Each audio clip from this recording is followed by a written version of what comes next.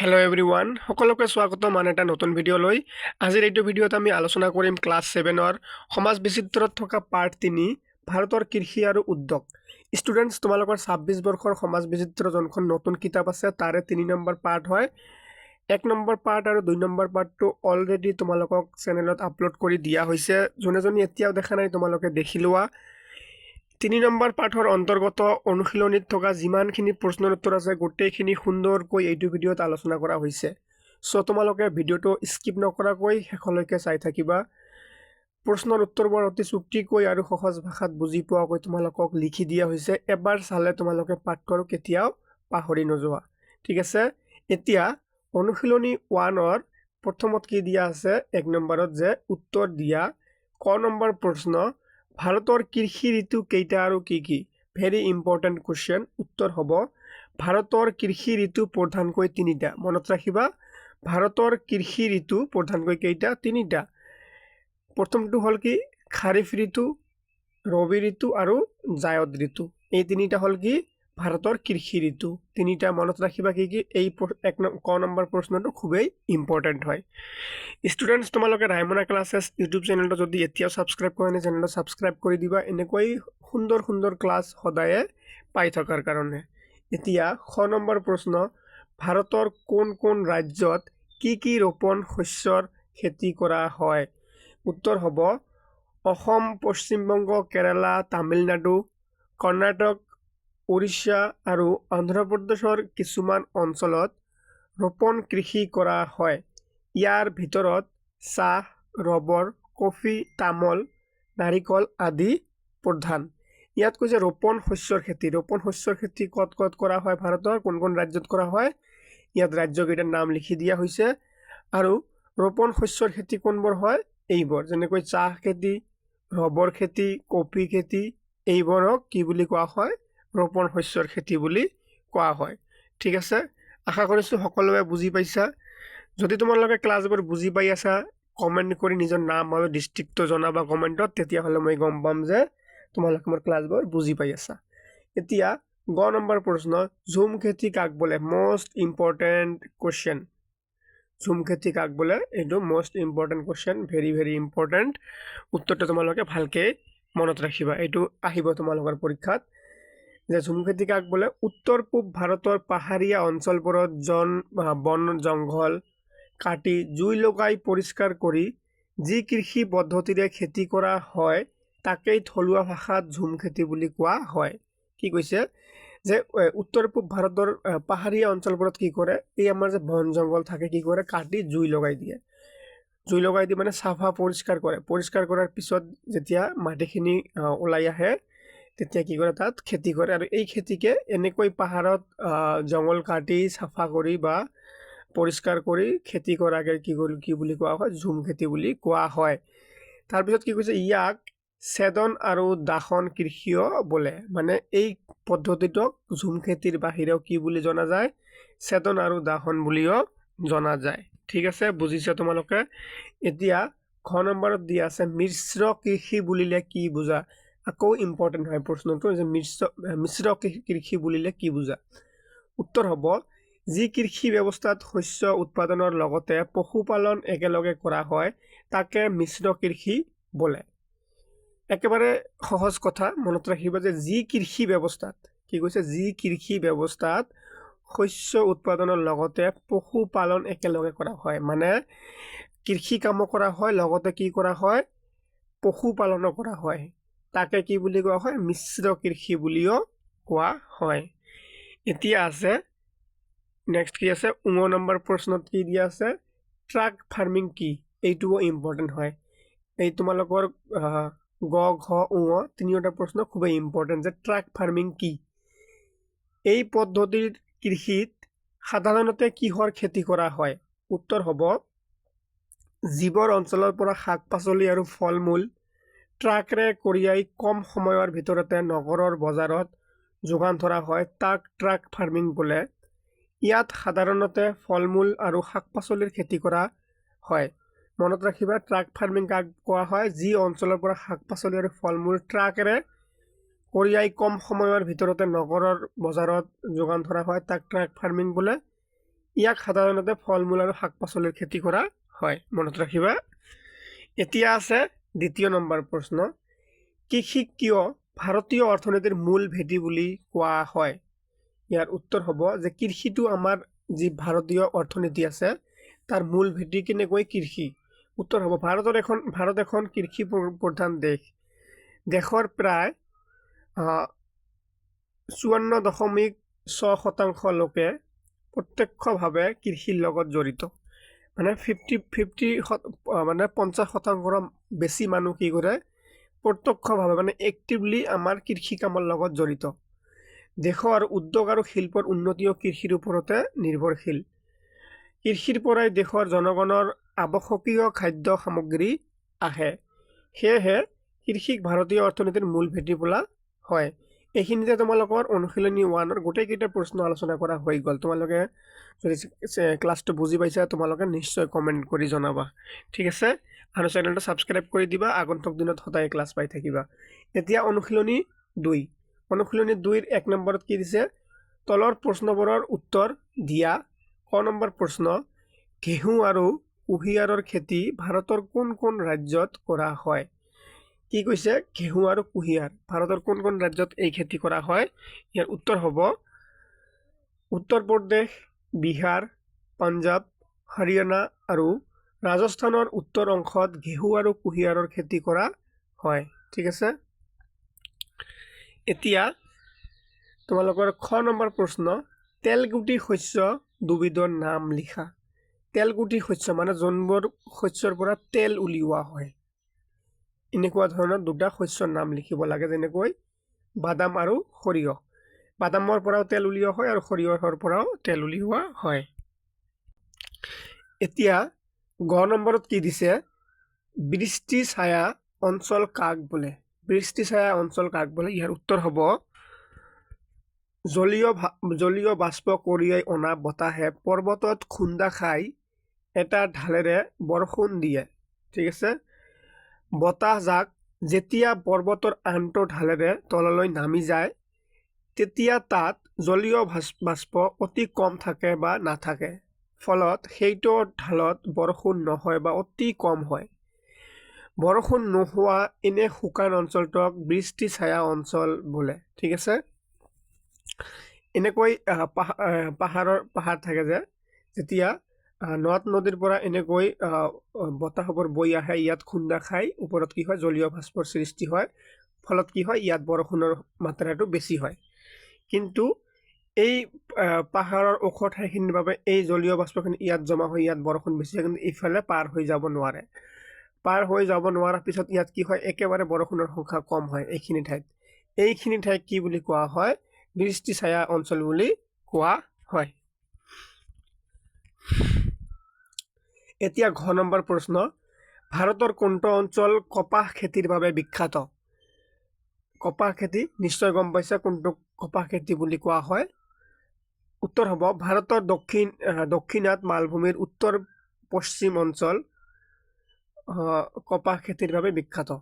তোমালোকে তাৰ ভিতৰত এইখিনি তোমালোকে লিখিব পাৰা, ব্ৰেকেটত দিয়া আছে যে, নিলিখিলেও প্ৰব্লেম নাই। ইয়াত অঞ্চল বুলি কৈছে ন, সেইকাৰণে আমি এনেকৈ লিখিছোঁ যে দক্ষিণাত্য মালভূমিৰ উত্তৰ পশ্চিম অঞ্চলত কপাহ খেতিৰ বাবে বিখ্যাত। এই তাৰে ভিতৰত ৰাজ্য কি কি পৰে? গুজৰাট আৰু মহাৰাষ্ট্ৰ। তোমালোকে ৰাজ্য লিখিব নালাগে, তোমালোকে ইয়াৰ পৰা এইখিনি সুন্দৰকৈ লিখি দিবা যে ভাৰতৰ দক্ষিণাত মালভূমিৰ উত্তৰ পশ্চিম অঞ্চলত কি কপাহ খেতিৰ বাবে বিখ্যাত। এইখিনি লিখিলে হৈ যাব। মই যেনখিনি তোমালোকক আণ্ডাৰলাইন কৰি দিছোঁ। এতিয়া নেক্সট প্ৰশ্নত কি দিছে যে দুবিধ মছলাজাতীয় শস্যৰ নাম লিখা। মছলাজাতীয় শস্যৰ নাম তোমালোকে নিশ্চয় গম পোৱা, ইলাচি আৰু জালুক। তাৰপিছত 6 নম্বৰত দিছে সেউজ বিপ্লৱ বুলিলে কি বুজা? Very important. সেউজ বিপ্লৱ বুলিলে কি বুজা? ইয়াৰ উত্তৰ হ'ব যে 1961 চনত ডক্টৰ M.S. স্বামীনাথনৰ নেতৃত্বত ভাৰতত পৰম্পৰাগত কৃষি পদ্ধতিৰ পৰিৱৰ্তে আধুনিক প্ৰযুক্তি কি হয় ব্যৱহাৰ কৰি কৃষি উৎপাদন অভূতপূৰ্বভাৱে বৃদ্ধি কৰা কাৰ্যকে সেউজ বিপ্লৱ বুলি কোৱা হয়। এই ব্ৰেকেটৰখিনি নালাগে, এই ব্ৰেকেটত থকাখিনি নালাগে, ঠিক আছে? ইয়াৰ উত্তৰটো আকৌ এবাৰ ভালকৈ পঢ়ি ল'বা যে 1961 চনত ডক্টৰ এম.এছ. স্বামীনাথনৰ নেতৃত্বত ভাৰতৰ পৰম্পৰাগত কৃষি পদ্ধতিৰ পৰিৱৰ্তে আধুনিক প্ৰযুক্তি ব্যৱহাৰ কৰি কৃষি উৎপাদন অভূতপূৰ্বভাৱে বৃদ্ধি কৰা কাৰ্যকে সেউজ বিপ্লৱ বুলি কোৱা হয়। ঠিক আছে, মনত ৰাখিবা। এতিয়া দ্বিতীয় নম্বৰত কি দিছে? দ্বিতীয় নম্বৰ প্ৰশ্ন হ'ল কৃষি বলয় বা অঞ্চল বুলিলে কি বুজা? কৃষি বলয় বা অঞ্চল বুলিলে কি বুজা? ভাৰতত কেইটা কৃষি বলয় আছে? প্ৰতিটোৰে নাম লিখা। উত্তৰ হ'ব যিবোৰ এলেকাত প্ৰায় একে জলবায়ু আৰু মৃত্তিকাৰ বাবে একে পদ্ধতিৰে একে জাতীয় শস্যৰ খেতি কৰা হয় সেইবোৰক একেটা কৃষি বলয় বা অঞ্চল বোলে। মানে এখন ঠাইৰ জলবায়ু আৰু মৃত্তিকা একে হোৱাৰ কাৰণে তাৰ কৃষকবোৰে প্ৰায় সকলোৱে ছেম খেতি কৰে বা ছেম শস্য উৎপাদন কৰে। এই এনেকুৱা ধৰণৰ অঞ্চলবোৰত কি বুলি কোৱা হয়? কৃষি বলয় বা অঞ্চল বুলি কোৱা হয়। এতিয়া পিছত কি কৈছে? ভাৰতত কেইটা কৃষি বলয় আছে? প্ৰতিটোৰে নাম লিখা। ভাৰতত প্ৰধানকৈ 7টা কৃষি বলয় আছে। কেইটা কৃষি বলয় আছে ভাৰতত? 7টা। সেইবোৰ হ'ল 1 নম্বৰ ধান মৰাপাট চাহ বলয়। তাৰপিছত কি আছে? ঘেঁহু আৰু কুঁহিয়াৰ বলয়, মিলেট আৰু তেলগুটি শস্য বলয়, মাকৈ বলয়, কপাহ বলয়, মছলাজাতীয় আৰু ৰোপণ শস্যৰ বলয়, ফল মূল আৰু শাক পাচলি বলয়। ঠিক আছে, আশা কৰিছোঁ তোমালোকে সুন্দৰকৈ ক্লাছবোৰ বুজি পাই আছা। তোমালোকৰ কিতাপ পৰিৱৰ্তন হৈছে, তথাপিও আমি বহুত কম সময়ৰ ভিতৰতে তোমালোকক ক্লাছবোৰ দি আছোঁ। চ' তোমালোকে চেনেলটো ছাবস্ক্ৰাইব কৰি দিবা। 3 নম্বৰ প্ৰশ্ন ধান খেতিৰ বাবে প্ৰয়োজনীয় কাৰকবোৰ কি কি? উত্তৰ হ'ব ধান খেতিৰ বাবে প্ৰধানকৈ প্ৰয়োজন হোৱা কাৰকবোৰ হ'ল পলসুৱা মাটি, প্ৰচুৰ বৰষুণ। তাৰপিছত কি আছে? গ্ৰীষ্মকালীন উচ্চ উত্তাপ। এই 3টা বস্তু লাগিব কিহৰ কাৰণে? ধান খেতিৰ বাবে প্ৰয়োজনীয় কাৰক এইকেইটা কি কি? পলসুৱা মাটি হ'ব লাগিব, প্ৰচুৰ বৰষুণ হ'ব লাগিব, আৰু কি হ'ব লাগিব? গ্ৰীষ্মকালীন উচ্চ উত্তাপ। এই 3টা বস্তু মনত ৰাখিবা। এই 3টা বস্তু হ'লে আমাৰ ধান খেতি বহুত ভাল হ'ব। 4 নম্বৰত দিয়া আছে ভাৰতৰ ফল মূল আৰু শাক পাচলি বলয়টোৰ মূল বৈশিষ্ট্য কি? পূব হিমালয় অঞ্চলত কি ফলৰ খেতি প্ৰধানকৈ কৰা হয়? উত্তৰ হ'ব এই বলয়টোৰ মূল বৈশিষ্ট্য হ'ল ই কাশ্মীৰৰ পৰা উত্তৰ পূব ভাৰতলৈ বিস্তৃত আৰু ইয়াৰ বিভিন্ন ঠাইত জলবায়ুৰ ভিন্নতা অনুযায়ী ভিন ভিন ফল মূল আৰু শাক পাচলিৰ খেতি হয়। তাৰপিছত কৈছে যে পূব হিমালয় অঞ্চলত প্ৰধানকৈ সমুথিৰা টেঙাৰ খেতি কৰা হয়। মনত ৰাখিবা। এতিয়া 5 নম্বৰ প্ৰশ্ন আছে যে ভাৰতৰ কৃষি ক্ষেত্ৰত দেখা দিয়া বিভিন্ন সমস্যাবোৰৰ বিষয়ে এটি টোকা প্ৰস্তুত কৰা।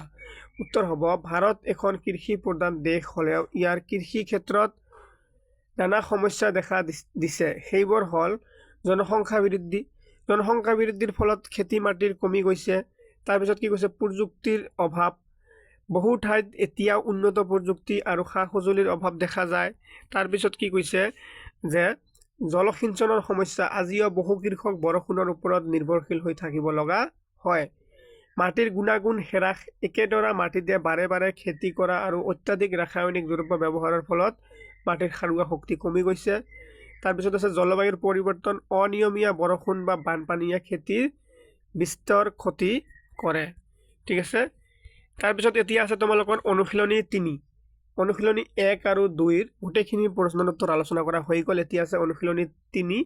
তাৰে 1 নম্বৰ দিছে যে তলৰ প্ৰশ্নবোৰৰ উত্তৰ দিয়া।